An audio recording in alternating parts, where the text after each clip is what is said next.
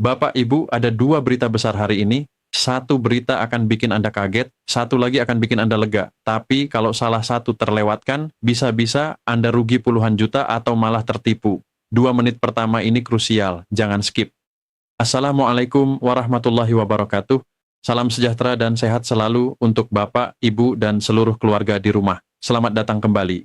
Bulan April 2026. Bulan yang penuh dengan kabar-kabar yang berseliweran tentang gaji dan pensiun. Ada yang bilang rapel sudah cair, ada yang bilang pasti cair bulan ini, ada yang kasih simulasi angka yang membuat mata berbinar, dan ada juga yang akhirnya bertanya-tanya mana yang benar. Hari ini kita jawab semua itu. Bukan dengan opini, bukan dengan kira-kira, tapi dengan pernyataan resmi dari PT Taspen, dari pemerintah, dan dari regulasi yang sudah berlaku dan bisa semua orang akses dan cek sendiri. Saya akan mulai dengan satu pertanyaan sederhana. Apakah Bapak atau Ibu pernah menerima pesan atau menonton video yang menjanjikan rapel pensiunan akan masuk rekening di tanggal tertentu bulan April ini? Kalau iya, bertahanlah di sini, karena apa yang akan kami sampaikan sangat penting untuk keselamatan finansial keluarga Anda. Mari kita mulai dari awal. Kenapa isu rapel dan kenaikan gaji pensiunan ini begitu ramai? Semuanya bermula dari perubahan kebijakan yang memang benar-benar ada. Peraturan Presiden nomor 79 tahun 2025 yang resmi berlaku sejak 30 Juni 2025 mengamanatkan kenaikan gaji bagi ASN aktif, termasuk guru, dosen, tenaga kesehatan, TNI, dan Polri. Ini nyata, ini ada, ini sudah berlaku. Tapi kemudian muncul berbagai konten yang menafsirkan kebijakan tersebut secara berlebihan. Menyebutkan angka-angka kenaikan untuk pensiunan yang belum ada dasarnya, menyebut tanggal-tanggal pencairan yang tidak berasal dari sumber resmi manapun. Dan inilah yang membuat jutaan pensiunan menunggu, berharap, bahkan sudah merencanakan penggunaan dana yang belum tentu ada. Lalu apa kata PT Taspen? Taspen melalui pernyataan resmi yang dipublikasikan melalui akun Instagram resmi mereka di Taspen menyampaikan hal yang sangat jelas. Tidak ada regulasi baru yang mengatur kenaikan gaji pensiunan pada tahun 2026. Gaji pensiunan masih mengacu pada peraturan pemerintah nomor 8 tahun 2024. Tidak ada rapel baru yang sedang diproses. Kenaikan yang sah dan berlaku adalah kenaikan 12% yang sudah diterapkan sejak 1 Januari 2024. Dan itulah dasar pembayaran resmi yang berlaku hingga hari ini. Kalau ada PP baru yang mengatur kenaikan pensiun, Taspen adalah lembaga pertama yang akan mengetahui dan menginformasikannya. Dan karena mereka belum menginformasikan apapun soal kenaikan baru, artinya memang belum ada. Ini bukan berarti pemerintah tidak peduli. Ini bukan berarti pensiunan dilupakan. Kondisi fiskal nasional memang sedang dikelola dengan sangat hati-hati. Penerimaan negara dari beberapa sektor seperti bea cukai dan penerimaan negara bukan pajak memang mengalami sedikit tekanan. Meski penerimaan pajak masih tumbuh lebih dari 20%, pemerintah tetap berhati-hati dalam mengatur pengeluaran baru. Itu realitanya. Dan kita perlu menerima dan memahami realita itu agar bisa membuat keputusan keuangan keluarga yang lebih tepat. Satu hal yang juga perlu dipahami dengan baik adalah perbedaan antara ASN aktif dan pensiunan dalam konteks kebijakan gaji ini. Bagi ASN aktif, regulasi Perpres 79/2025 sudah mulai berdampak. Ada proses kenaikan yang sedang berjalan di sana. Tapi untuk pensiunan, regulasinya terpisah dan berbeda mekanismenya. Harus ada peraturan pemerintah baru yang secara khusus mengatur kenaikan pensiun pokok. Dan sampai PP itu terbit dan ditandatangani, tidak ada perubahan apapun untuk besaran pensiun yang diterima. Apa artinya ini bagi Bapak dan Ibu yang pensiunan? Artinya, jangan tergantung secara emosional dan finansial pada dana yang belum pasti. Atur keuangan bulan ini berdasarkan pensiun yang memang sudah pasti masuk, bukan berdasarkan rapel yang belum ada dasarnya. Dan jika suatu saat nanti pemerintah memang mengeluarkan kebijakan kenaikan pensiun, itu akan menjadi kabar yang benar-benar menggembirakan karena sudah ada. Tapi sampai saat itu tiba, berpegang pada yang pasti adalah keputusan yang paling bijak. Sekarang kita beralih ke kabar yang benar-benar nyata dan pasti. Pemerintah resmi menetapkan gaji ke-13 tahun 2026 melalui Peraturan Pemerintah Nomor 9 Tahun 2026 dan Peraturan Menteri Keuangan Nomor 13 Tahun 2026. Kedua regulasi ini sudah ditandatangani pada bulan Maret 2026. Gaji ke-13 bukan hadiah, bukan bonus dadakan. Ini adalah hak tahunan yang sudah ada dasar hukumnya dan sudah dianggarkan dalam APBN. Siapa yang berhak menerima? Semua PNS aktif, semua CPNS, semua PPPK, seluruh anggota TNI dan Polri, pejabat negara dari tingkat menteri hingga pimpinan lembaga. Dan yang sangat penting, seluruh pensiunan ASN, TNI, dan Polri beserta janda atau duda penerima manfaat pensiun. Kapan cairnya? Berdasarkan pasal 15 PP nomor 9 tahun 2026 paling cepat bulan Juni 2026, merujuk pada pola tahun 2025 di mana pencairan dilakukan pada 2 Juni 2025, maka sangat wajar untuk memperkirakan gaji ke-13 tahun ini juga akan mulai masuk di awal Juni 2026. Mungkin tanggal 1 atau 2 Juni untuk instansi pusat yang paling siap administrasinya. Untuk instansi yang belum siap, ada fleksibilitas. Bisa dicairkan setelah bulan Juni, tapi hak itu tidak akan hilang. Sekarang kita bicara soal nominal yang lebih konkret. Untuk pensiunan, besaran gaji ke-13 dihitung berdasarkan gaji pensiun bulanan yang diterima pada bulan Mei 2026. Komponennya adalah gaji pensiun pokok, tunjangan keluarga yang mencakup tunjangan suami atau istri dan tunjangan anak, serta tunjangan pangan. Untuk pensiunan golongan IVE dengan masa kerja paling tinggi, gaji pokok pensiun bisa mencapai 4,9 juta lebih, belum termasuk tunjangan keluarga dan pangan yang bisa menambahkan ratusan ribu hingga lebih dari 1 juta rupiah lagi. Jadi total gaji ke-13 untuk golongan tertinggi bisa melampaui 5 juta hingga 6 juta rupiah. Untuk golongan menengah seperti golongan terbawah yang banyak dihuni oleh pensiunan guru, gaji pokok pensiun berkisar antara 2 juta hingga 3,8 juta tergantung masa kerja. Total gaji ke-13 dengan tunjangan melekat bisa berada di angka 2,5 juta hingga 4,5 juta rupiah.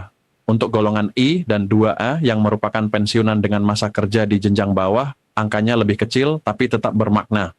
Berkisar antara 1,7 juta hingga 2,8 juta untuk golongan I dan 1,8 juta hingga 3,5 juta untuk golongan 2A. Semua angka ini adalah perkiraan berdasarkan tabel gaji pokok yang berlaku sesuai PP nomor 8 tahun 2024. Angka persisnya tergantung pada golongan dan masa kerja masing-masing. Satu hal yang sangat menggembirakan, pajak penghasilan atas gaji ke-13 ini ditanggung oleh pemerintah. Artinya tidak ada pemotongan pajak dari nominal yang Anda terima. Apa yang tertulis di keputusan itulah yang masuk ke rekening. Untuk Bapak dan Ibu yang selama ini mengambil pensiun melalui PT Pos Indonesia, ada kabar baik tambahan. Pos Indonesia semakin memperkuat perannya sebagai mitra penyalur pensiun.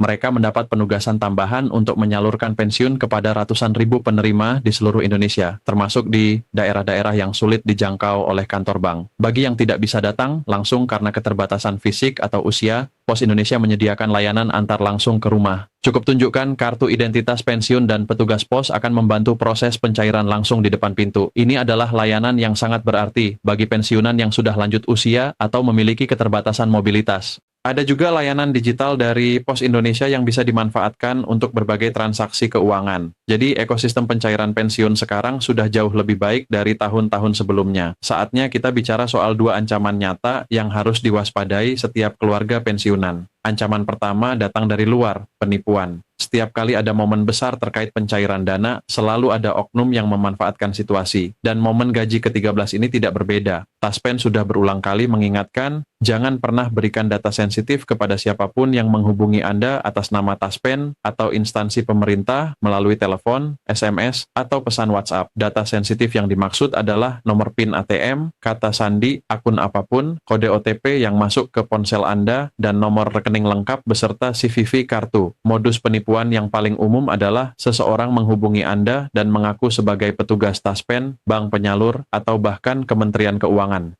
Mereka bilang ada proses verifikasi yang harus dilakukan sebelum dana bisa masuk, atau ada masalah teknis yang harus diselesaikan dulu, atau ada biaya administrasi kecil yang harus dibayarkan lebih dulu agar dana bisa dicairkan lebih cepat. Semua itu adalah dusta. Tidak ada proses verifikasi yang memerlukan Anda memberikan PIN atau OTP, tidak ada biaya apapun untuk mencairkan pensiun atau gaji ke-13. Dana masuk secara otomatis, sepenuhnya otomatis. Jadi kalau ada yang menghubungi dengan modus seperti itu, tutup teleponnya, blokir nomornya. Jangan ikuti instruksinya satupun, dan kalau perlu, laporkan ke kantor polisi setempat atau ke call center Taspen. Taspen berkomitmen pada prinsip yang mereka sebut dengan 5T, tepat administrasi, tepat orang, tepat waktu, tepat jumlah, dan tepat tempat.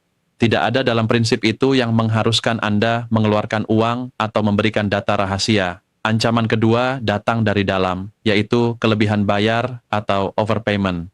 Ini jarang dibicarakan tapi dampaknya bisa sangat besar. Dan di bulan April ini, Taspen secara khusus mengingatkan semua penerima manfaat untuk memastikan tidak ada perubahan status keluarga yang belum dilaporkan. Kenapa ini penting sekarang? Karena sistem digital Taspen semakin terintegrasi dengan data kependudukan nasional. Perubahan status yang dulu mungkin tidak langsung terdeteksi, sekarang bisa terdeteksi jauh lebih cepat. Dan begitu terdeteksi, seluruh kelebihan pembayaran yang sudah terjadi harus dikembalikan.